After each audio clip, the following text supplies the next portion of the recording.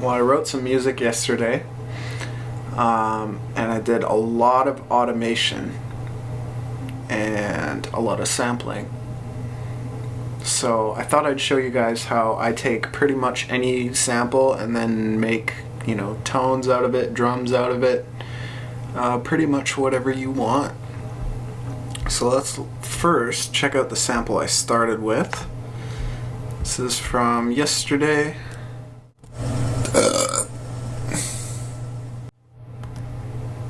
Pretty chill sample. One more time. And also, let me direct your attention to that part. That's important. We'll get to that later. Okay, so that's what we're working with. First step was chop it up and put it in the sampler. So I'm using a very, very short little area of it. This looks like a little transient here, so it makes the kick a little punchier instead of putting it here or something. So I'm leaving the decay at about 204 milliseconds just to give it a fair amount of body, and then I'm doing decay of 18 milliseconds on the pitch envelope and also the filter envelope, just to give it like an initial transient attack, make it punch through a bit more, because this one is really subby. Oh, and also of course I pitched it down like crazy, as one does. I'll just show you without the filter. So this is without the filter, and with the filter. So it cuts out a lot of the high frequencies, makes it sound like what it is. So that's the kick. That's what I started with, and then I moved on to snare. So that little that I did, I made it way louder, and then I made it into a snare with some EQ and stuff. Not doing a whole lot in the actual sampler here. 109 decay for the snare, which is not too long. Let's pull up the EQ. So this is where it really matters. I'm just going to play you the dry snare without any effects.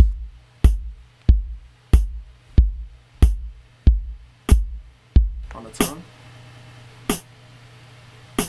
Sounds pretty good already. But, okay, let's add in the EQ. Bringing out a lot of body in the low end. It's a little high-endy there, so I brought it down with a high shelf. Then clip distortion, which basically makes it longer. Like it takes the grittiness of the snare, and then it just kind of elongates it, and adds a little bit of high end as well. So there's that. Then we have compressor, which is just giving the transient a little bit more space to cut through, and then reverb. I'm not really using reverb on the snare other than automation. Okay, so that's kick and snare. Now let's take a look at the hi-hat. So I did a similar thing that I did on the kick, where I just take a short region of it. This one is a little bit longer though, and I'm not using the decay here because I want it to hold there. Like I want it to be and then fade, as opposed to like a gradual fade down right from the beginning. So I'm just adding a little bit of attack to make sure it's not too high-endy and poppy. So that's what that's about. Filter's not doing much, just a little bit of what I was doing on the kick, adding an attack with the filter envelope. 7.5 milliseconds, it's barely doing anything, and the depth is super low, but with and without. It's mostly just adding drive, and then the reso is boosting the high end a little bit, but yeah, that's all I'm doing really here. Then we EQ'd it, took out a bunch of that low end, don't need it, boosted this, and then there was a little treble frequency. Don't really want that. So that's the EQ. Then I'm using clip distortion again because, you know, as you saw with the snare, it's very effective at making short samples longer.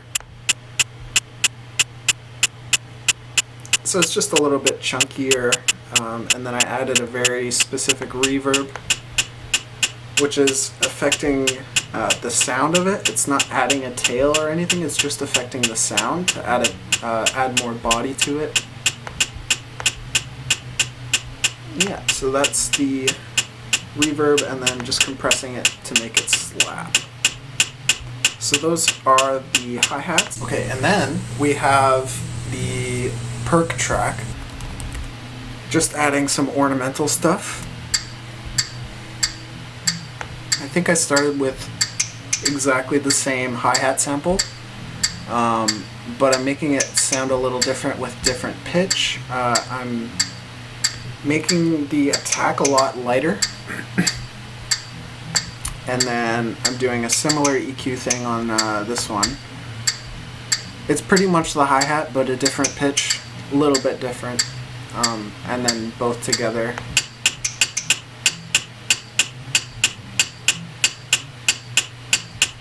So moving on, we just finished all the drums. Real quick, let's just hear those all soloed together.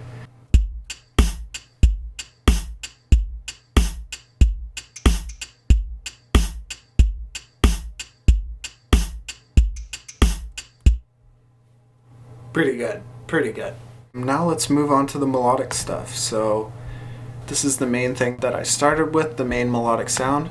I'm approaching this one a little bit different than I did with the other samples. So this one I'm looping a very small section of the waveform, essentially turning it into a synth, the same way that you would mess with a saw wave or something.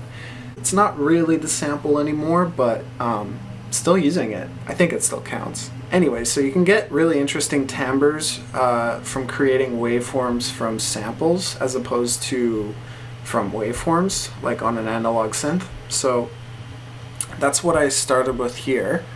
Doing a little bit of filter automation just to give the attack a little bit more weight, but it's not like it's not a punchy, it's a pad. It's not supposed to be punchy, so. There's a little bit of LFO action on this one. I'm actually doing some filter cutoff LFO modulation here, and then I'm doing some panning modulation here, just to make it move a bit more, I guess. So that's what I got there. You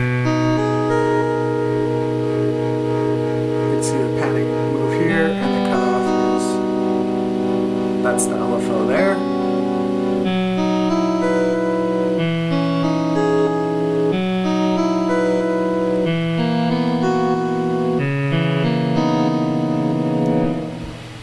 So that sounds pretty much exactly like an analog synth, to me at least. And then, as you know, we have a kick going on here. So this sounds a little bit flat to me.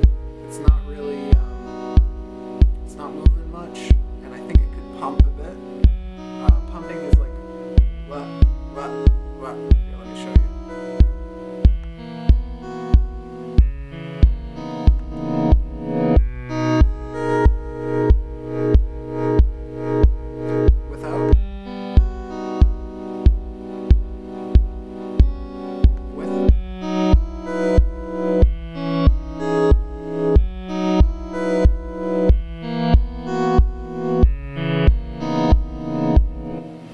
Okay, so that is some volume automation here. So what I'm doing, this node is at beat 4. This node is one tick before it. And then I just copied that over and over. Over here, automation curve tool, and that allows you to, you just hold command and then you can edit that however you like. But that's what I'm using to make this pump. Next up is the bass. So for this one, I was doing the same thing that I did on the pad, where I took a very small piece of the sample and then I just looped it really fast to create a tone. This works especially well for bass lines. Like if you experiment with the timbre a bit, you can come up with some really, really nasty bass tones that almost sound like wavetable-y. So play around with this on bass lines. It's definitely a vibe. Then I added a bunch of drive on the filter, lowered the cutoff a bit to make it not too crazy. I had to do some fine tuning on the pitch here because you never know when you do this method, sometimes you have to tune it. It's just part of the game. So that's what I did in the sampler. This is what it sounds like just on its own.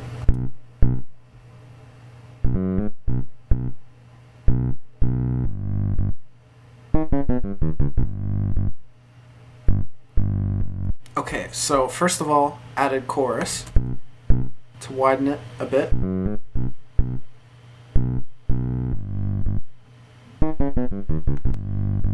Doesn't do a whole lot, just adds a little bit of stereo stuff.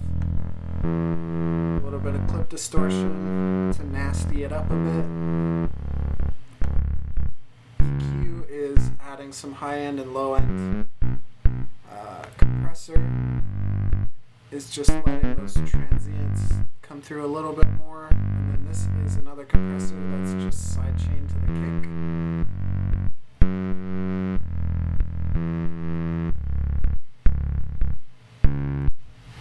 Okay, so that's the bass. Let's take a look at the samples that I used in the drop. So I wanted to start it off real simple, super simple intros, so I just did this.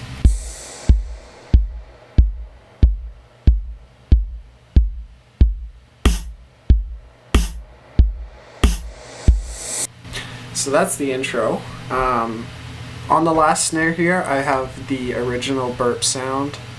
This is a bounced audio file of one of these snares, which I think I added reverb to, and then I cut off like the very first bit, so it's not as much of a transient, but you get the full tail. So this is just a nice long reverb tail impact-esque thing. So this is a stomp on some leaves, a bunch of reverb. This is that same thing that I used to make the snare, me going, and then I reversed it up to the snare.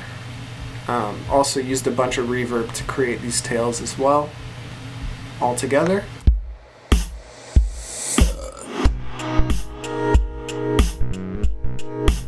Okay, so let's talk about how I'm using those reverb tails. I'm using the reverb not as like adding body to the snare or anything like that. I'm using it almost like white noise behind the snare. Like I can make it suck up to downbeats, basically, is the point of all this. With,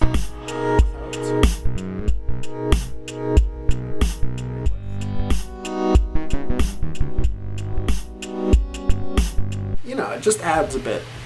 And then I'm doing the same thing but a little bit lower here. In this section, I'm adding perk track, and then I'm adding some automation here. So that LFO that is controlling the cutoff, that one got raised a bit, so now you can hear it.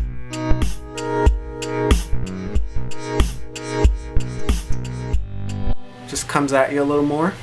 Okay, so for this last little section here, there's a lot of automation here. This is a pad.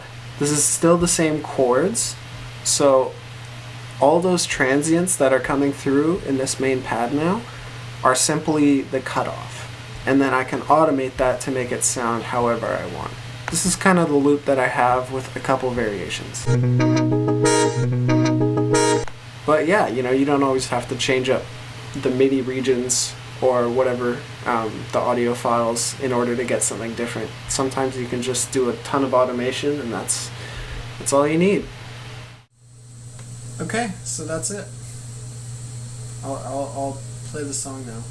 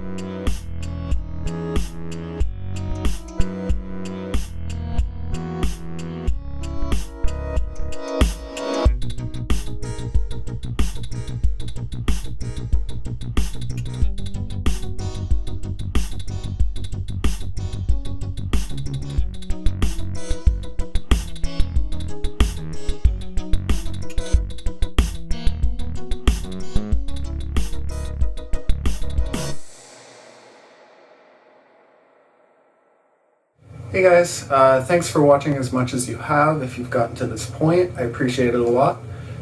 This is kind of new content for me, so I would love some feedback.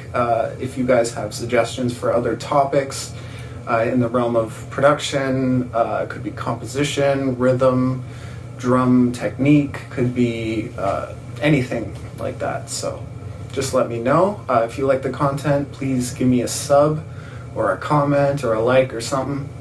Just trying to get started, so everything counts. All right, thank you.